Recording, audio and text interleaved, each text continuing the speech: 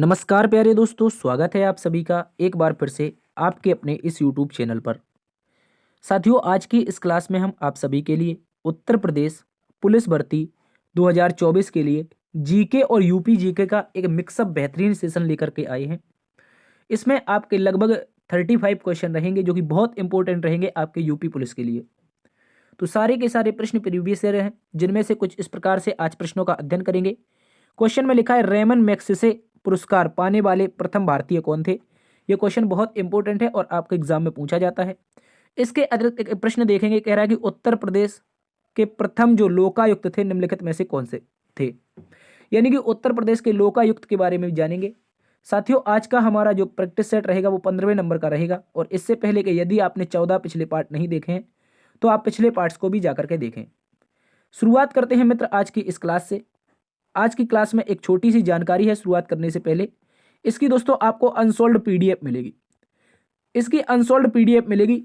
यदि आप पीडीएफ से पढ़ना चाहते हैं तो डीएस सर ऑफिशियल नाम से आपका टेलीग्राम ग्रुप है, यहां पर आप हमें ज्वाइन कर सकते हैं। चलिए शुरुआत करते हैं दोस्तों आज की इस क्लास की। आज की क्लास में पहले प्रश्न, कुछ 2 क्वेश्चन है आपके सामने। आप लोग बताएंगे इनका सही उत्तर क्या होगा। जल्दी से आप लोग बताएंगे इनका सही उत्तर क्या होगा। क्वेश्चन में कहा है दोस्त, खानवा के युद्ध में बाबर द्वारा पराजित किया जाने वाला राजपूत शासक कौन था।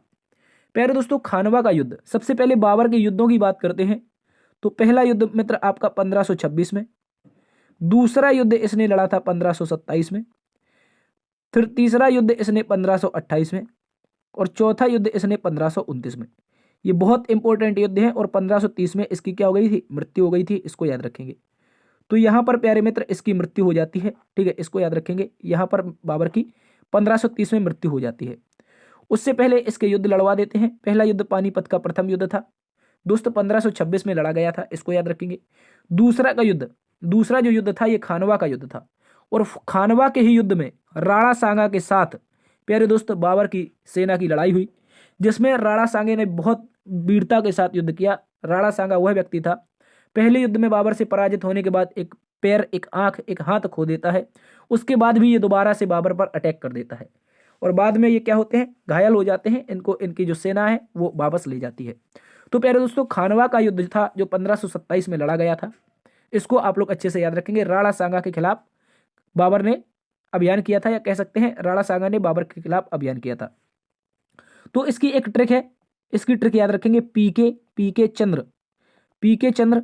आगे देखेंगे घाघरा में, किसमें दोस्त, घाघरा में। पीके चंद्र भैया जो हैं वो घाघरा में हैं। कहां पर है, घाघरा में। तो पी से हो जाएगा पानीपत, के से हो जाएगा खानवा, चंद्र से हो जाएगा चंद्रदी और घाघरा से हो जाएगा घाघरा नदी का युद्ध। 1529 में लड़ा गया था, इसको भी याद रखेंगे दोस्त। खानवा का युद्ध एक ऐसा युद्ध था जो जल और थल दोनों में लड़ा गया था।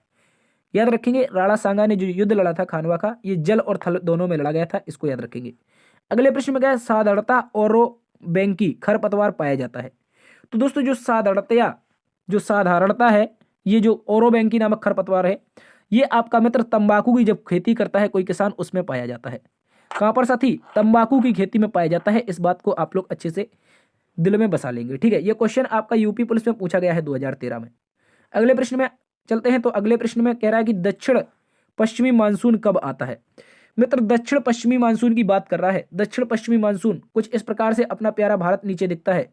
ये एरिया नीचे दक्षिण का और ऊपर पश्चिम का, तो इन दोनों के बीच से मानसून प्रवेश करता है केरल वाले एरिया से। कहां से दोस्त, केरल वाले एरिया से भारत में मानसून प्रवेश करता है और ये मानसून आता है मई और सितंबर में। मई से सितंबर के बीच भयंकर वर्षा वाला सीजन होता है, इसी दौरान दक्षिण पश्चिमी मानसून आपका आता है। दोस्त अगले प्रश्न की बात करते हैं। तो क्या राज्यसभा को भंग किया जाता है।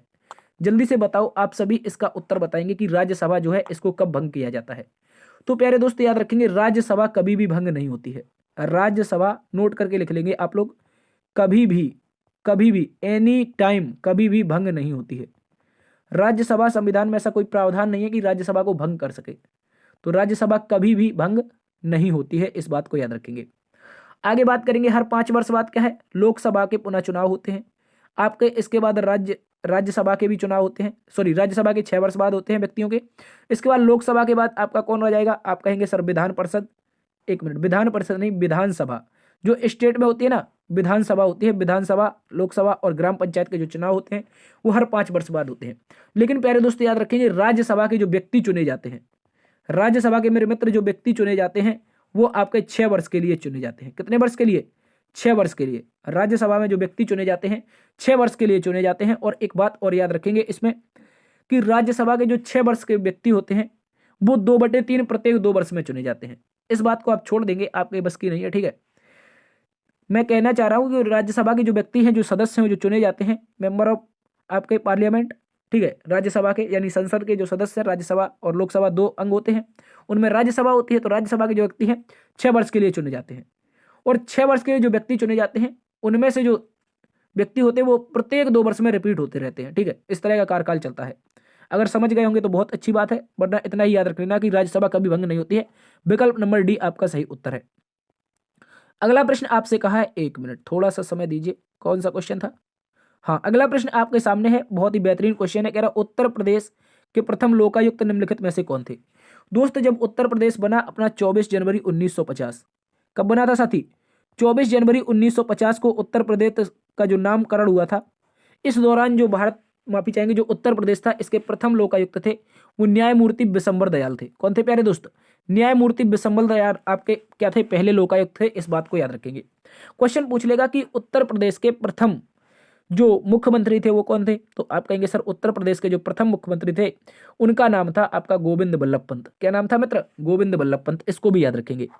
अगले प्रश्न की बात करते हैं। तो अगले प्रश्न में हमसे कहा है, अगले प्रश्न में कहा है इब्न बतूता किस देश से भारत आया था? तो इब्न बतूता से मैं पिछले 2-3 प्रैक्टिस सेट में क्वेश्चन देख रहा हूं। तो इब्न बतूता को मैंने बताया है मोहम्मद बिन तुगलक के शासनकाल में भारत आया है। और दोस्त मोरक्को नामक देश जो कि उत्तरी अफ्रीका महाद्वीप का देश है, यहां से आया है, ठीक है दोस्त। मोरक्को नामक देश से आया था इब्न बतूता। इस बात को याद रखेंगे। इटली से कौन आया था दोस्त? इटली से आया था निकोलो डी कॉन्टी। कौन आया था? क्वेश्चन बहुत ज्यादा पूछता है, ये यूपी पुलिस ने भी क्वेश्चन पूछा है, निकोलो डी कॉन्टी। निकोलो डी कॉन्टी हो सकता है इस प्रैक्टिस सेट में आगे क्वेश्चन मिल जाए। इटली से आने वाला जो व्यक्ति था वो निकोलो डी कॉन्टी था। और दोस्त इब्न बतूता मोरक्को से आया था। इस बात को याद रखेंगे। इब्न बतूता की कोई पुस्तक बता सकता है? जल्दी से बताओ। एक पुस्तक लिखी थी इसने, भारत का यात्रा वृत्तांत, जिसका नाम था प्यारे मित्र रहला। क्या नाम था? याद रखेंगे, रहला, ठीक है। इस बात को याद रखेंगे। अगले प्रश्न का है, निम्नलिखित में से कौन सी ऊर्जा नवीकरणीय ऊर्जा है?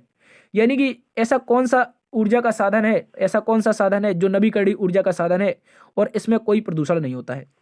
दोस्त नवीकरणीय ऊर्जा के वे स्रोत होते हैं जो प्रदूषण नहीं करते हैं। तो इनमें से दोस्त सौर ऊर्जा के माध्यम से कोई भी प्रदूषण नहीं होता है। पेट्रोल जलेगा प्रदूषण होगा, कोयला जलेगा प्रदूषण होगा, एलपीजी जलेगी प्रदूषण होगी। लेकिन सौर ऊर्जा, पवन ऊर्जा और ज्वारीय ऊर्जा, इनसे कोई प्रदूषण नहीं होता है, ठीक है। इसको याद रखेंगे। अगला प्रश्न कह रहा है, वह तारामंडल निम्नलिखित में से कौन सा है जिसका नाम हंटर है? प्यारे दोस्तों, ओरियन नामक तारामंडल को दोस्त हंटर के नाम से जाना जाता है। साथ ही याद रखेंगे, ओरियन नामक जो तारामंडल है ये दोस्त आपका क्या है? हंटर नाम से जाना जाता है। आप बताएंगे साइरस के बारे में। कोई प्यारा मित्र मेरा बता सकता है साइरस के बारे में? 1-2 वर्ड कमेंट में। आगे क्वेश्चन में कहा है, जैव विविधता दिवस कब मनाया जाता है? साथ ही जैव विविधता दिवस के बारे में बात कर रहा है। जैव विविधता दिवस, तो 3 डेट याद रखनी है। पहले तो आपको 22 मार्च की, देखो यहाँ पर सारी की सारी लिखी है, 22 मार्च, 22 अप्रैल, 22 मई, ये 3 डेट बहुत ज्यादा इंपॉर्टेंट है प्यारे दोस्तों। 22 मई को क्या मनाया जाता है? जैव विविधता दिवस। तो 22 मई तो इसका सही उत्तर हो गया। 22 मार्च को प्यारे साथी हम मनाते हैं जल दिवस, और 22 अप्रैल को मनाते हैं पृथ्वी दिवस। तो ये बहुत इंपॉर्टेंट है। पहले जल, पृथ्वी और जैव विविधता, इस तरह से याद रखेंगे। जापाजा, ठीक है, जापाजा चाहो तो टिक याद रख लो, जल, पृथ्वी, ठीक है, और उसके बाद क्या हो जाएगा? जैव विविधता दिवस। तो जापाजा आप लोगों को अच्छे से याद रखना है, ठीक है। अगले प्रश्न की ओर चलते हैं। अगले प्रश्न में कहा है दोस्तों, वेग का सूत्र क्या होता है?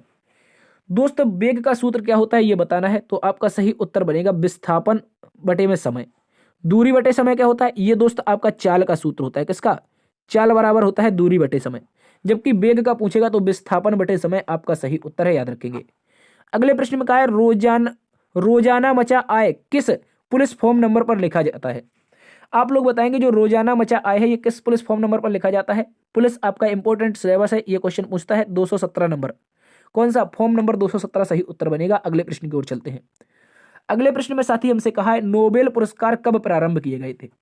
इन which year Nobel award will be started? तो आपका सही उत्तर बनेगा 1901। दोस्तों 1901 सही उत्तर बनेगा। अल्फ्रेड नोबेल के द्वारा, जो डायनामाइट के आविष्कारक थे, नोबेल पुरस्कार की क्या की गई थी? स्थापना की गई थी, याद रखेंगे। और भारत को पहला नोबेल कब मिला था? दोस्तों 1913 में मिला था, गीतांजलि कृति के लिए, रविन्द्रनाथ टैगोर की। ठीक है, रविन्द्रनाथ टैगोर की गीतांजलि कृति के लिए क्या मिला था? नोबेल पुरस्कार मिला था, बात याद रखेंगे। ठीक है, तो साथी अगले प्रश्न में कहा है माले निम्नलिखित में से किस देश की राजधानी है? तो ये जो मचल रहा है अभी बच्चा है जो हम लोगों से मचल रहा है, मालदीव। मालदीव की राजधानी प्यारे दोस्तों माले है। अगर क्वेश्चन पूछेगा मलेशिया तो आप लोगों को बताना है कुआलालंपुर। क्या बताना है? कुआलालंपुर। ठीक है प्यारे दोस्तों, कुआलालंपुर आपको याद रखेंगे कहाँ की है? मलेशिया की है। ठीक है, अगर पूछ लेगा मंगोलिया की तो प्यारे दोस्तों मंगोलिया की है उलान बटोर। क्या है दोस्त? उलान बटोर राजधानी है, इस बात को याद रखेंगे। ठीक है, उलान बटोर मंगोलिया की, कुआलालंपुर मलेशिया की, मालदीव की माले। आपके लिए उत्तर है कमेंट बॉक्स में है, बताएंगे लाओस की राजधानी क्या है। लाओस की राजधानी क्या है दोस्तों, बताएंगे। ठीक है, अगले प्रश्न की ओर चलते हैं। अगले प्रश्न में कहा है वर्तमान दौलताबाद। दोस्त वर्तमान दौलताबाद की बात कर रहा है, जहां मोहम्मद बिन तुगलक ने दिल्ली से राजधानी को स्थानांतरित किया था, किसके समीप है? जल्दी से प्यारे साथी बताएंगे किसके समीप है आपका दौलताबाद। साथी जो सही उत्तर बनेगा महाराष्ट्र के औरंगाबाद। और औरंगाबाद का भी अब नाम चेंज हो गया है प्यारे दोस्तों, संभाजी नगर हो गया है। क्या हो गया है मेरे भाई? संभाजी नगर। संभाजी नगर वर्तमान में औरंगाबाद का नाम हो चुका है। और दोस्त औरंगाबाद नहीं देगा, अब की बार संभाजी नगर देगा।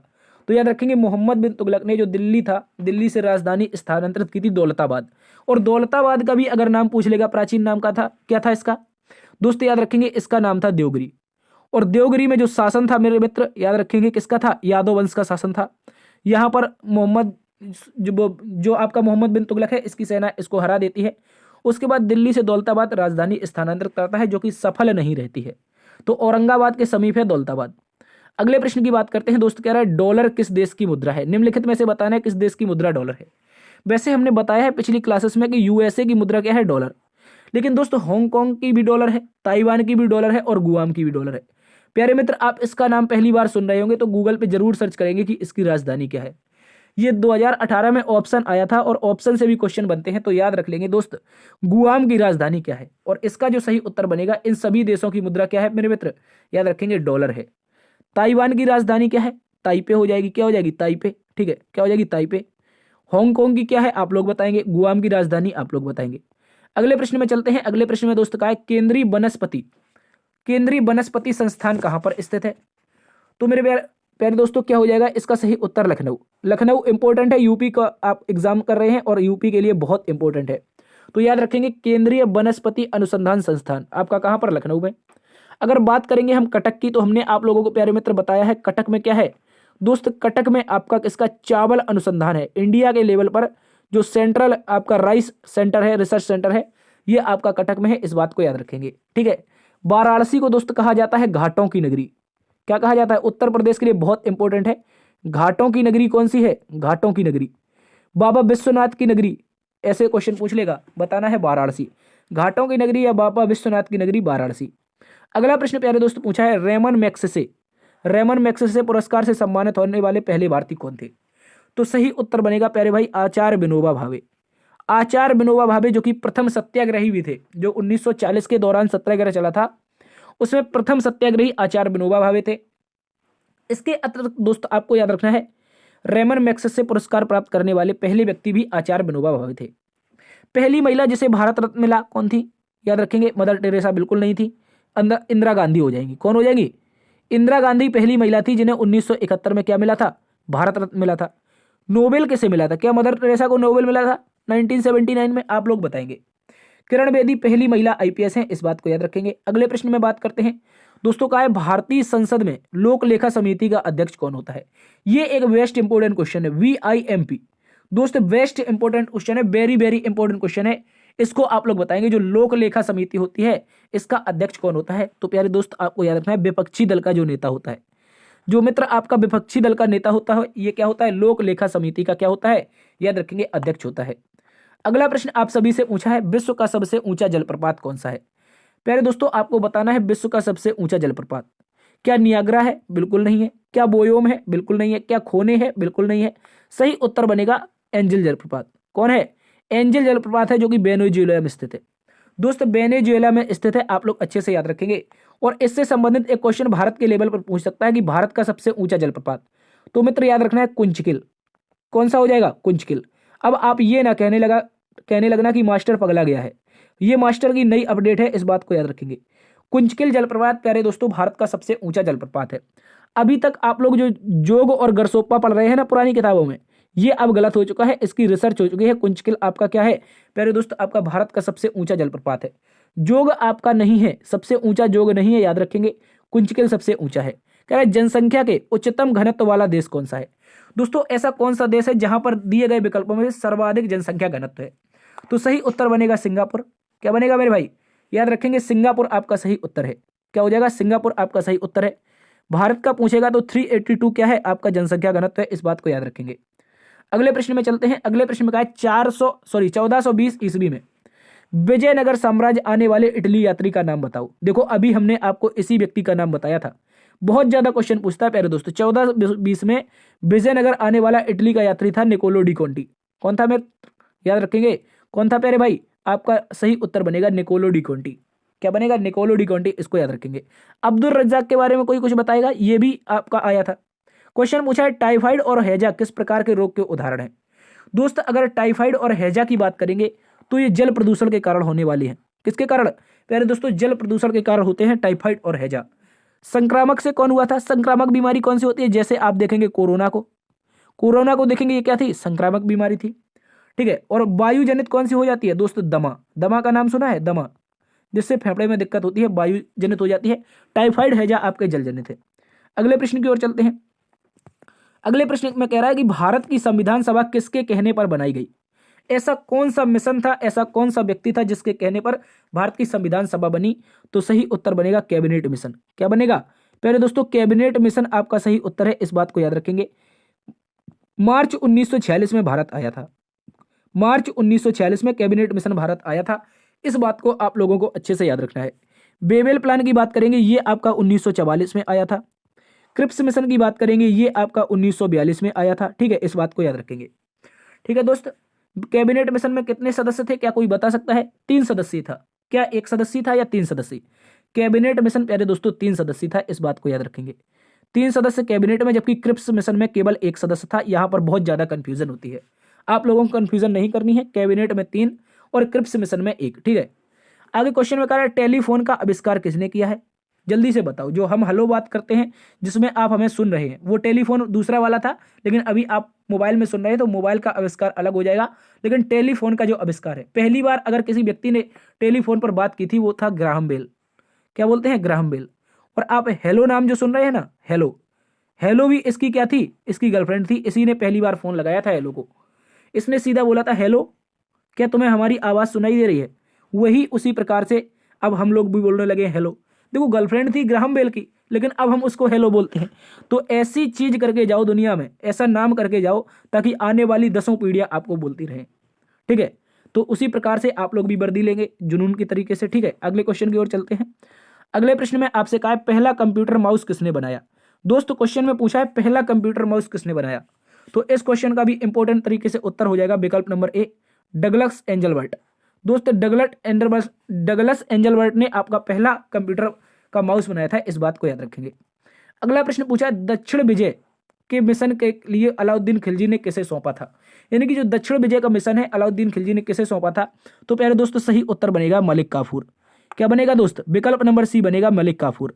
मलिक काफूर वह व्यक्ति था जिसे गुजरात के कैम्बे बाजार से खरीदा था। क्वेश्चन पूछ लेगा गुजरात के कैम्बे बाजार से किसे खरीदा था, मलिक काफूर को खरीदा था। 1000 दीनार में खरीदा था। कितने में दोस्त, 1000 दीनार में खरीदा था। इस कारण इसे 1000 दीनारी भी कहते हैं। किसको, मलिक काफूर को। ये प्यारे दोस्त एक क्या था, ये आपका एक व्यक्ति था ट्रांसजेंडर।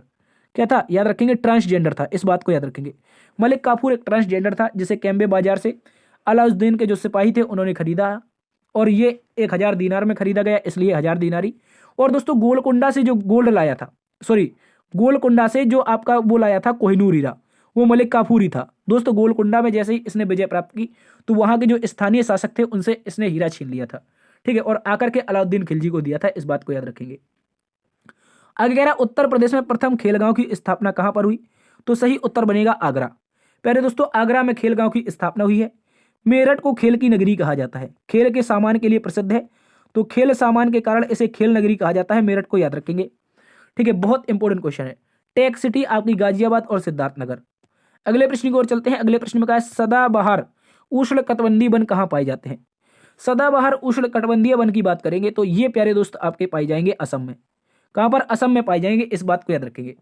यहां पर हिमाचल प्रदेश में कौन से वन पाए जाते हैं, कोई बता सकता है? सर्दी वाले क्षेत्र में, हिमाचल प्रदेश में बर्फ वाला मौसम रहता है और यहां पर कौन से वन पाए जाते हैं, कोई बता सकता है? ठीक है, असम में जो पाए जाएंगे सदाबहार उष्ण कटिबंधीय वन, इस बात को याद रखेंगे। अगले प्रश्न की ओर चलते हैं। अगले प्रश्न आपके अर्थव्यवस्था से संबंधित है, बहुत ही बेहतरीन क्वेश्चन है, आप लोग इसका उत्तर बताएंगे। अर्थव्यवस्था से संबंधित एक बेहतरीन क्वेश्चन है। क्वेश्चन में कहा है किसी अर्थव्यवस्था के क्षेत्रों में सार्वजनिक और निजी में किसी आधार पर वर्गीकृत किया गया है। कह रहा है किसी अर्थव्यवस्था में क्षेत्रों को सार्वजनिक व निजी में किस आधार पर वर्गीकृत किया गया है, ये बात याद रखेंगे। तो प्यारे दोस्तों, अगर इस प्रश्न की बात करेंगे तो इसका सही उत्तर बनेगा उद्यमों के स्वामित्व पर। यानी कि जिनके जितने उद्यम होंगे, जिनके क्या होंगे आपके, सार्वजनिक मतलब सरकारी, और उसके बाद निजी में मतलब जितने भी लोग उद्यम मतलब कार्य करेंगे, उसी आधार पर इसको विभाजित किया गया है सार्वजनिक और निजी क्षेत्र में। क्वेश्चन में कहा है हर्षवर्धन के शासनकाल में भारत की यात्रा करने वाले चीनी तीर्थयात्री थे, तो इनमें से बताओ हर्षवर्धन के शासनकाल में कौन सा चीनी यात्री आया था। फिर दोस्तों, हर्षवर्धन के शासनकाल में हुएनसांग आया था, किसके? हर्षवर्धन के। और चंद्रगुप्त विक्रमादित्य, चंद्रगुप्त द्वितीय जिसे कहते हैं, चंद्रगुप्त के शासनकाल में पहला चीनी यात्री भारत आया था चंद्रगुप्त द्वितीय के शासनकाल में, उसका नाम था फायान। इत्सिंग भी प्यारे दोस्तों आपका आया था 671 के आसपास, 671 के आसपास प्यारे मित्र आपका इत्सिंग भी चीनी यात्री था, जो आपका सुमात्रा जावा द्वीप से होते हुए भारत आया था। ठीक है, और इत्सिंग आपका 671 में आया और उसके बाद 20 से 30 साल प्यारे दोस्त इसने बहुत गहन अध्ययन किया और यहां से अध्ययन करने के बाद फिर चीन चला गया था। ठीक है, तो फायान चंद्रगुप्त द्वितीय के शासनकाल में, हुएनसांग हर्षवर्धन के शासनकाल में, और इत्सिंग आपका 671 ईस्वी में आया था अध्ययन करने के लिए। ठीक है, अगले प्रश्न की ओर चलते हैं प्यारे दोस्तों। अगला प्रश्न आपके सामने है। क्वेश्चन में कहा है भूमि के एक टुकड़े पर एक ही समय में दो या अधिक फसल एक साथ करना या बढ़ाना क्या कहलाता है।